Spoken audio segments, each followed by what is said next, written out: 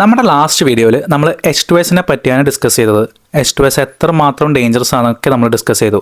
പക്ഷേ അതിനുശേഷം എനിക്ക് കുറേ മെസ്സേജ് വന്നു, ഇത്രയും ഡേഞ്ചറസ് ആയിട്ടുള്ള സ്ഥലത്ത് എങ്ങനെയാണ് വർക്ക് ചെയ്യുക, സേഫ് ആണോ എന്നൊക്കെ. സോ ദിസ് വീഡിയോയിൽ എങ്ങനെയാണ് ഒരു H2S പ്രിവെൻഷൻ, എങ്ങനെയാണ് H2Sനെ അവോയ്ഡ് ചെയ്യുക, ഇതൊക്കെ നമുക്ക് ഡിസ്കസ് ചെയ്യാം. അതിലെ ഫസ്റ്റ് വൺ ആണ് ദിസ് H2S പ്രിവെൻഷൻ ഡിറ്റക്ടർ. ഇത് എപ്പോഴും നമ്മൾ വെയർ ചെയ്യണം. ഒരു PPE പോലെയാണ് ഇത് കൊണ്ടു നടക്കേണ്ടത്. ഒരു small amount of H2S sense ചെയ്താൽ തന്നെ ഈ സെൻസർ ഡിറ്റക്ട് ചെയ്യും. അതുകൂടാതെ റിഗിലെ പല ഭാഗത്തും ഇതുപോലെ സെൻസേഴ്സ് ഉണ്ട്. സപ്പോസ് ഇപ്പോൾ H2S ലീക്ക് ആയാൽ തന്നെ റിഗിൻ്റെ പല ഭാഗത്തായി ഇതേപോലെ ബ്രീത്തിങ് അപ്പാരറ്റസ് ഉണ്ടാവും. SABA, SCBA, AABD എന്നൊക്കെയാണ് ഇതിനെ പറയുന്നത്.